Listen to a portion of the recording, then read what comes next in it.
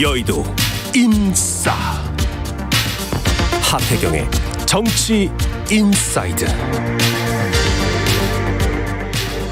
네, 여의도의 정치 인싸 하태경의 정치 인사이드. 국민의힘 하태경 의원 매달 월간으로 모셔서 여의도 정치의 뜨거운 현안들 예리한 하태경 의원의 시각과 말로 풀어보는 시간입니다. 국민의힘 하태경 의원 나오셨습니다. 안녕하십니까? 예, 안녕하십니까? 예, 어제 민주당 박홍근 원내대표 연설이 있었습니다. 문고리 육상시 권력 사유화 탄핵 이런 표현들이 나왔습니다. 어떻게 들으셨어요?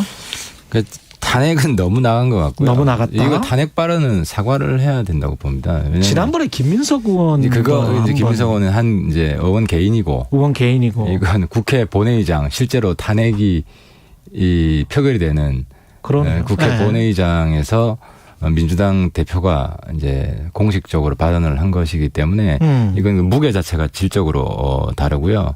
원고를 미리 또 쓴 거니까. 그렇죠. 준비된 발언이잖아요. 네. 그리고 사실 뭐 대선도 승복할 수 없다는 뭐 DNA가 드러난 거긴 하지만 더더욱 중요한 것은 굳이 대통령이 아니더라도 지금 민주당이 그때 임성근 판사 탄핵도 했죠. 그러니까 탄핵 대상은 장관 뭐 이런 사람도 포함이 되거든요. 그렇죠. 그러면 현행 민주당 의석수로 가능합니다. 그 과반 찬성이면 되기 때문에 대통령만 3분의 2고. 예. 그래서 그 뭐 불법을 한 게 없잖아요.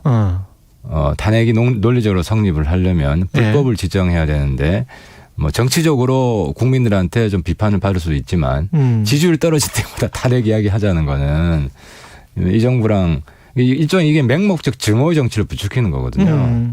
그러면 우리 지지자들은 어떻게 했어요? 그러면 또 뭐 그다음 대통령이 민주당이 되면 또 탄핵 이야기가 나올 수 있고. 이거 너무하네. 뭐 이런 식의. 그렇죠. 이거는 선을 한참 넘은 거예요. 한 두 달밖에 안 지났는데. 그렇죠. 뭐 지지율 떨어질 때마다 탄핵 이야기 나올 건데 그런 시도를 하려고 할 것이고. 예. 그러니까 뭐 다른 의원들도 탄핵 이야기를 막 함부로 하지 않습니까? 예. 그래서 이건 좀 우리 사회의 협치 수준이나 통합 수준을 한 단계 좀 높이기 위해서라도 이런 발언을 굉장히 자제를 해야 됩니다. 예. 또 다 묻혔잖아요. 그렇죠. 박홍근 원내대표 이야기 중에 사실 우리 당 입장에서도 귀 기울여 들을 만한 내용들이 꽤 있어요.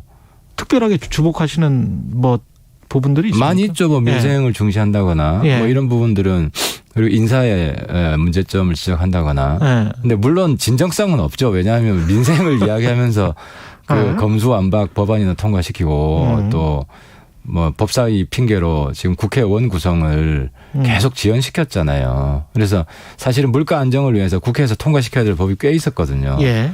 그거는 뭐 그런 것들은 전혀 안 하고 민생을 위해서 국회가 해야 될 도리, 야당이 해야 될 도리, 다수당이 해야 될 도리 전혀 안 하고 뭐 민생만 주장창 지금 뭐 외치는 게 이율배반이긴 한데 수사일 뿐이다. 예. 네. 수사일 뿐이다. 예. 그렇죠. 근데 지금 현안은 법사위는 아니고 과방이나 뭐 행안위 같던데 이거는 지금 현안 탄핵이죠. 지금 설마 뭐 탄핵 발언 때문에 그게 핵심은 아니겠죠. 아니 이제 그런 영향을 미치는 거예요. 그게 영향을 미친다. 영향을 미치는 거죠. 예를 들어서 그 검수완박처럼 막 상임위가 독주를 할 수 있잖아요. 다수 의석을 그 이제 매개로 해서 그러면 서로 신뢰가 있어야 되거든요. 그런 전횡을 안 할 것이다. 그런 신뢰가 있어야 뭐 상임위도 양보도 할 수가 있고 서로 협상을 할 수 있다. 그렇죠. 근데 이런 식의 탄핵 발언을 하게 되면은 그 서로 신뢰가 완전히 깨지는 거죠.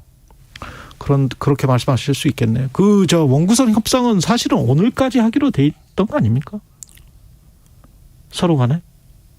그렇죠. 근데 아까 제가 말씀드린 대로 이렇게 좀 심한 말들이 나오면 서로 진정성을 의심하게 되고 이건 서로 믿고 갑시다. 뭐 양보하겠습니다. 그럴 수도 있잖아요. 그렇죠. 근데 이제 그런 양보, 뭐 서로에 대한 믿음 이런 게 다 깨지는 거죠. 지지율 관련해서는 좀 걱정이 되세요? 걱정이 되죠. 근데 지지율 원인이 뭐 대체로 인사 문제 그리고 민생 경제 문제잖아요. 그래서 인사 문제는 조심해 또 조심을 해야 되고 특히 이제 그 검사 출신은 굉장히 자제를 해야 된다고 생각을 하고 대통령실도 인식하고 있다고 봅니다. 그리고 이제 경제 문제는 좀 집중해서 레이저처럼 대통령이 좀 주관을 하고 그러니까 대통령은 오히려 오로지 경제 문제만 다룬다. 여기에 집중을 하고 방문도 그렇게 하고 그다음에 안심시켜주는 사실 국민들도 알고 있거든요. 이게 외부 요인이 크다. 예. 그리고 미국에서 뭐 자이언트 스텝 무슨 뭐 울트라 스텝에서 금리 엄청 올리잖아요. 예. 근데 우리 금리 안 올리면은 외화가 막 빠져나간단 말입니다. 예. 국민들은 이해하는데 문제는 이게 어느 정도까지 가느냐, 앞으로 우리가 얼마간 고생을 해야 되느냐, 여기에 대해서 좀 깊이 있게 분석을 해서 고생하면 얼마까지만 합시다. 그다음 그렇죠, 찾겠습니다. 그렇죠. 네. 이런 미래에 대한 희망을 보여줘야 되는데 이제 그런 희망이 잘 안 보이는 거죠.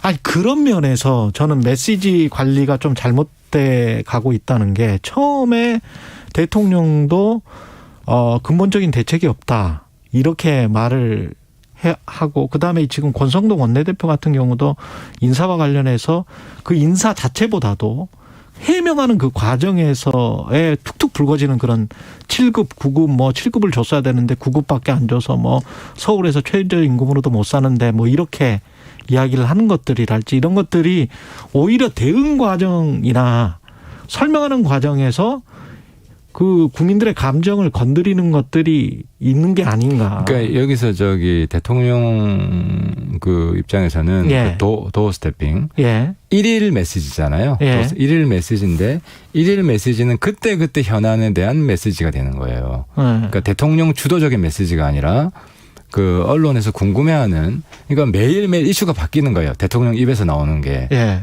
그러면 메시지 관리가 안 되는 거죠. 이게 언론 관리인데. 그렇죠. 그래서 경제 민생에 집중하는 메시지가 나오려면 도어 스태핑에 대해서 증문즉답하는 식이 아니라 메시지를 준비를 해서 대통령이 주도적으로 일정을 짜고 이렇게 메시지가 나가야 되는 거예요. 그래서 그런 면에서 그 현재의 경제 그 위기, 국면을 타개하는 메시지를 주로 내보내려면 도어 스태핑 방식은 좀 맞지 않은 것 같아요. 도어 스태핑 방식 도어 스태핑 방식은 맞지 않다. 여전히 천하태평 굉장히 전국이 좋을 때 그래서 다양한 이슈에 대해서 입장을 내더라도 별 문제가 없을 때 근데 지금은 위기에 집중해야 되는 그런 시국이기 때문에 훨씬 더 진중하게 메시지를 전달하기 준비된 위해서는 메시지를 일관되게 내는 그럼 뭐 폐지하는 게 맞다고 보십니까? 축소하는 게 맞다고 보십니까? 뭐 경제 위기가 극복될 때까지는 예. 도어 스태핑은 좀 가급적 자제하는 것이 맞다. 저는 그렇게 생각을 합니다. 그리고 사실은 이제 어제 KBS 보도도 나왔지만 그 청주에 있는 LPG 업체 그다음에 택시도 운전하는 그 대표이사 아들이라 하더라고요. 총무비서관실에.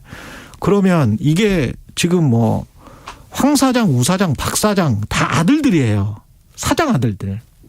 근데 설마 이제 다 사장 아들들만 기용되지는 않았겠지만 이게 나오는 보도마다 어떻게 대통령실에 들어가는 사람이 다 사장 아들들이고 대통령과 무슨 40년 직이라는 이야기도 있고 그 사장이 제 주변에도 대부분 다 사장님이에요. 한국 워낙 자영업자 아니 근데 사장님인데 엄청 크잖아요. 뭐 네. 저는 그분들이 어떤 기업인지는 모르겠고, 예, 예. 근데 이제 본질은 뭐냐면 네. 대통령 비서실도 그렇고 저희 국회 비서실도 그렇고 네. 추천 채용이에요. 네. 공모를 통해서 뽑지를 않습니다. 왜냐하면 이게 굉장히 신뢰, 로열티 이게 중시됩니다. 그러니까 안에 있는 기밀을 바깥으로 능력이 있더라도 자꾸 떠드는 사람을 비서실에 쓸 수가 없어요. 그래서 믿을만한 사람, 일반 공무원직과 그 국회의원 정치인 비서실은 성격이 좀 달라요. 그러네. 그래서 과거 모든 정권이 다 추천 채용을 했고, 예. 이게 추천 채용을 좀 비하해서 사적 채용이라고 지금 예. 민주당에서는 공격하고 있는 것 같은데, 예. 근데 이제 엄밀히 말해서 이제 그것이 사적인 성격이 있다 그러면은 그렇게 채용한 사람을 사적으로 악용하는 예를 들어 김혜경 씨 그 법인카드? 법인카드 쓸 때 배 비서관이 거의 예. 몸종 비슷하게 일을 했잖아요. 예. 그런 게 사실은 채용 사적으로 부린 거죠. 이제 그런 게 이제 사적 채용이고 정확한 의미로는 추천 채용이란 말이 맞고요. 그래서 정치적 활동은 사실 저는 누구를 채용하겠습니까? 저랑 국회의원 선거 같이 뛰고 그렇겠죠. 같이 고생한 사람을 추천하겠죠. 1차적으로 봅니다. 그중에서 또 다 뽑지도 못하니까 숫자 제한으로 그중에서 능력 있는 사람. 그러니까 신뢰가 제일 중요하고 그다음에 능력 이렇게 들어가는 거예요.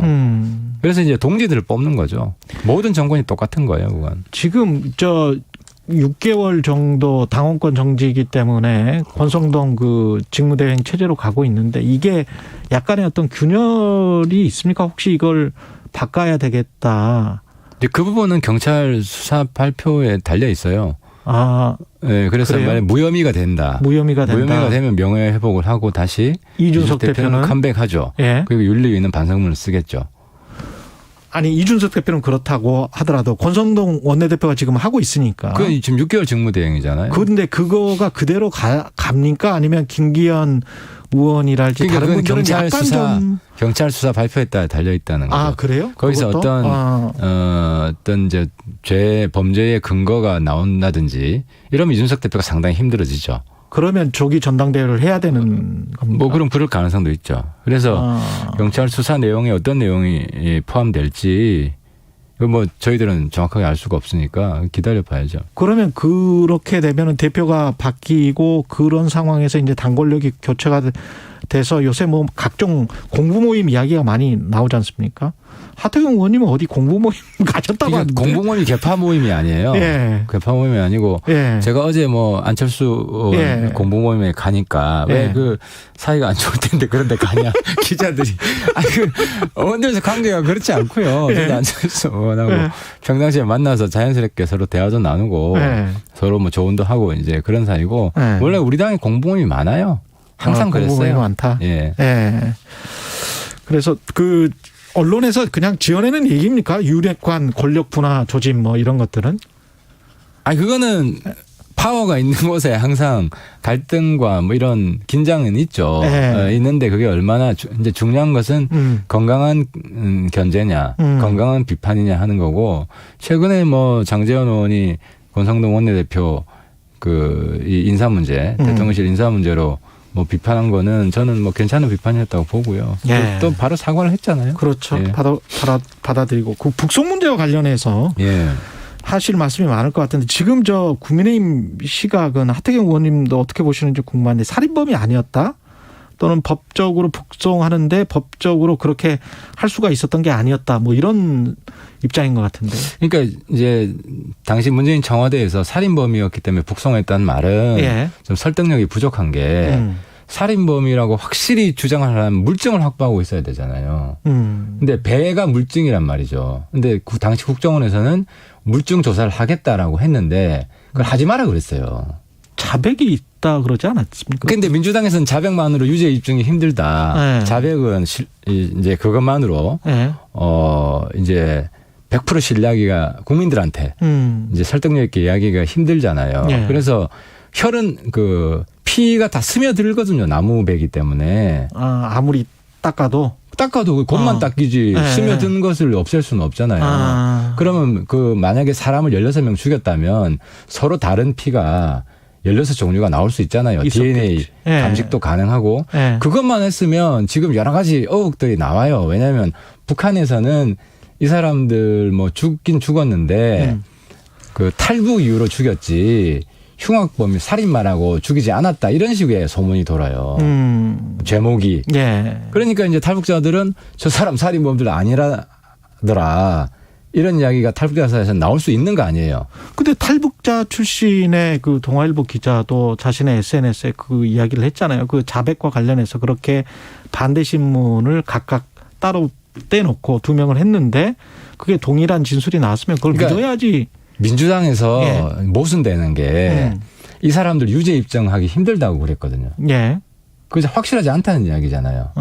근데 만약에 제 생각에는 만약에 16명 죽인 게 사실이라면 그 DNA 감식을 해서 그러면 국내에서 유죄 입증이 가능하죠.